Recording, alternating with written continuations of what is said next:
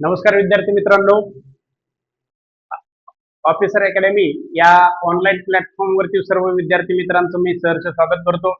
महाराष्ट्रातील तमाम विद्यार्थ्यांसाठी एक सर्वात महत्त्वाची आणि आनंदाची गोष्ट आहे की ज्या विद्यार्थ्यांसाठी स्पर्धा परीक्षेमध्ये यूपीएससीची तयारी करत आहात त्याच्यासाठी महाराष्ट्र शासनाचं एक इन्स्टिट्यूट आहे। त्या ठिकाणी जर तुम्ही परीक्षा दिली आणि सिलेक्शन झालं तर तुम्हाला अगदी मोफत यूपीएससीचं कोचिंग मिळतं।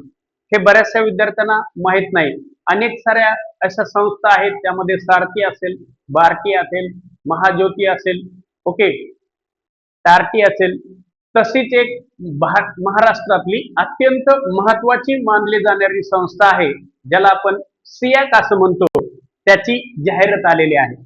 महाराष्ट्रातल्या बहुतेक विद्यार्थ्यांना हे माहीतच नसतं की जर या सियाक इन्स्टिट्यूटची तुम्ही परीक्षा पास झाला तर अगदी तुम्हाला कुठल्याही प्रकारची फी द्यावी लागत नाही। मोफत अगदी दर्जेदार आणि नामवंत शिक्षकांचे लेक्चर तुम्हाला अगदी मोफत दिले जातात।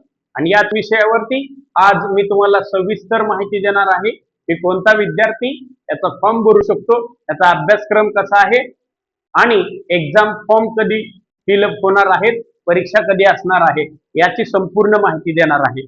हे विद्यार्थ्यांना माहित असणं गरजेचं आहे। चला तर विद्यार्थ्यांनो, सगळ्यात पहिला मुद्दा आहे की या ठिकाणी बऱ्याचशा विद्यार्थ्यांना माहित नसतं की सियाक म्हणजे नेमकं काय आहे। या ठिकाणी एस म्हणजे स्टेट, आय म्हणजे इन्स्टिट्यूट, ए म्हणजे ऍडमिनिस्ट्रेशन, सी म्हणजे करिअर, सीएटी ज्याला म्हटलं जातं, ओके, म्हणजे पूर्व परीक्षा किंवा या ठिकाणी आपण त्याला म्हणू शकतो की जी प्रिलिम्स एक्झाम किंवा सीएटी पात्रता परीक्षा असं म्हटलं जातं।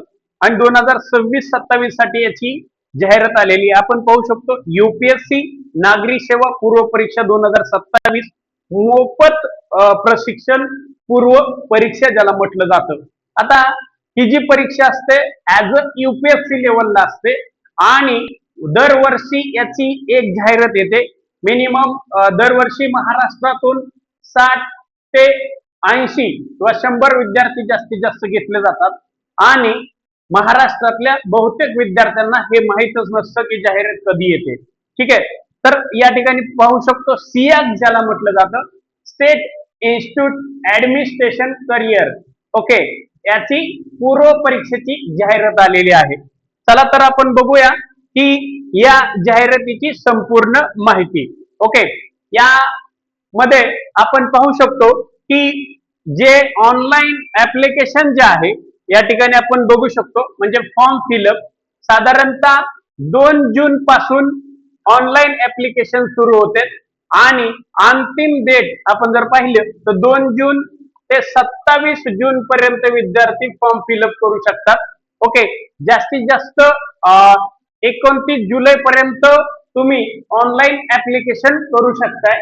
आणि या ठिकाणी सर्वात महत्वाची गोष्ट आहे की ऑफलाईन पद्धतीने 19 जुलैला ऍज पर यूपीएससी लेवलला परीक्षा होते। ही डेट आपल्याला लक्षात ठेवायची आहे। ऑनलाईन ऍप्लिकेशन हे 2 जून पासून सुरू होत आहे, 27 जून पर्यंत लास्ट डेट आहे ऑनलाईन ऍप्लिकेशनचं। 29 जून पर्यंत तुम्ही बँकेमध्ये जाऊन चलन भरू शकताय आणि 19 जुलैला तुमची पूर्व परीक्षा किंवा सीएटी होणार आहे। हे सगळ्यात महत्वाची गोष्ट आहे। ओके, आता यामध्ये आपल्याला बघायचं आहे की निवड प्रक्रिया कशा पद्धतीने असणार आहे।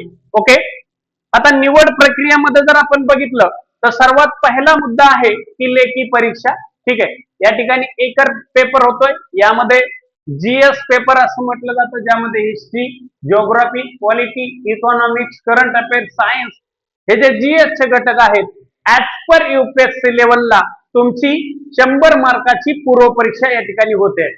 त्यानंतर दुसरी एक महत्वाची बाब आहे की तुमचे इंटरव्ह्यू सुद्धा घेतलं जाते, लेखी परीक्षा आणि त्याच्यानंतर तुमची मुलाखत। ओके, या पद्धतीने 2 टप्पे तुम्हाला फेस करायचे आणि अंतिम निकाल लागतो। निकाल लागल्याच्या नंतर तुम्हाला प्रशिक्षण केंद्र निवडायचंय। महाराष्ट्रामध्ये 6 ते 7 ठिकाणी प्रशिक्षण केंद्र पुढे मी तुम्हाला दाखवणार आहे की हे जे इन्स्टिट्यूट आहे हे महाराष्ट्र शासनाच्या अंतर्गत मुंबईला त्याचं मेन सेंटर आहे, सीएसटी स्टेशनच्या बाजूला। परंतु तिथून संभाजीनगर असेल, नागपूर असेल, पुणे असेल, या ठिकाणी सुद्धा एक प्रादेशिक केंद्र त्यांनी स्थापन केलेली आहेत आणि त्यामार्फत मुंबईवरून हे सर्व कामकाज इतर जिल्ह्यामध्ये सुद्धा चालतंय.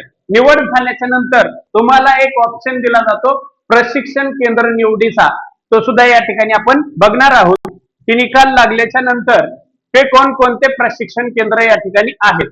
ओके, तर बघूया. यामध्ये सर्वात महत्वाची गोष्ट आहे, लेखी परीक्षा दिल्यानंतर, मुलाखत दिल्यानंतर जेव्हा तुमची निवड होईल, निवड झाल्याच्या नंतर आपण जर बघितलं तर मुख्यालय सीएसटी स्टेशनच्या बाहेर, म्हणजे ते मुख्यालय आहे मुंबईला. त्यानंतर नाशिक या ठिकाणी सुद्धा प्रशिक्षण केंद्र आहे. ओके, कोल्हापूर या ठिकाणी सुद्धा प्रशिक्षण केंद्र आहे. छत्रपती संभाजीनगर या ठिकाणी सुद्धा प्रशिक्षण केंद्र आहे. अमरावतीला सुद्धा प्रशिक्षण केंद्र ठेवलेलं आहे. त्याच्यानंतर नागपूर या ठिकाणी सुद्धा प्रशिक्षण केंद्र आहे. ओके, यानंतर पुणे डॉक्टर बाबासाहेब आंबेडकर मार्गदर्शन केंद्र, म्हणजे ज्याला आपण भारतीय संस्था म्हणतोय, पुणे. त्यानंतर सावित्रीबाई फुले अकॅडमी या ठिकाणी पुण्यामध्ये सुद्धा या 2 सेंटरची ठिकाणं तुम्हाला पाहायला मिळतात. या ठिकाणी सुद्धा जर तुमची निवड झाली तर पाहिलं गेलं आपण तर मुंबई असेल, नाशिक असेल, कोल्हापूर असेल, छत्रपती संभाजीनगर असेल, अमरावती असेल, नागपूर असेल, पुणे असेल, या ठिकाणी तुमचं निवड झाल्याच्या नंतर तुम्हाला प्रशिक्षण केंद्र निवडीचा सुद्धा एक ऑप्शन दिला जातो. ते ऑप्शन तुम्ही चूज करू शकता सिलेक्शन झाल्याच्या नंतर. ओके, यानंतर आपल्याला बघायचंय की साधारणतः याची जाहिरात जी आहे ती उद्या प्रकाशित होईल. तर जास्तीत जास्त विद्यार्थ्यांना ही जाहिरात माहीत नसते. आल्याच्या नंतर नक्कीच तुम्हाला या जाहिरातीची संपूर्ण माहिती पीडीएफच्या स्वरूपात असेल, मी तुम्हाला देण्याचं काम करेन. जास्तीत जास्त विद्यार्थ्यांनी या शासकीय सेवेचा फायदा घ्यावा अशीच अपेक्षा या ठिकाणी व्यक्त करतो. ज्या काही विद्यार्थ्यांना या परीक्षेच्या संदर्भामध्ये अडचणी निर्माण झाल्यास नक्कीच माझ्याशी किंवा ऑफिसर अकॅडमीशी संपर्क साधला तरी चालेल. तुम्हाला त्या ठिकाणी संपूर्ण मार्गदर्शन केलं जाईल. यासाठी काही विद्यार्थ्यांना अडचण निर्माण झाल्यास ऑफिसर अकॅडमी कल्याण या ठिकाणी स्टुडंट केअरचा जो नंबर आहे या ठिकाणी मी तुम्हाला देतो. नक्कीच काही अडचणी निर्माण झाल्यास किंवा पीडीएफच्या स्वरूपात आणखी काही सखोल माहिती असेल, परीक्षा कशा पद्धतीने होते, ज्या काही अडचणी तुम्हाला निर्माण होत असतील तर नक्कीच 8828485535 हा ऑफिसर अकॅडमीचा स्टुडंट केअर नंबर आहे. यावरती तुम्ही संपर्क साधू शकता आणि काही अडचण निर्माण झाल्यास तुम्हाला त्या अडचणीचं समाधान नक्कीच केलं जाईल.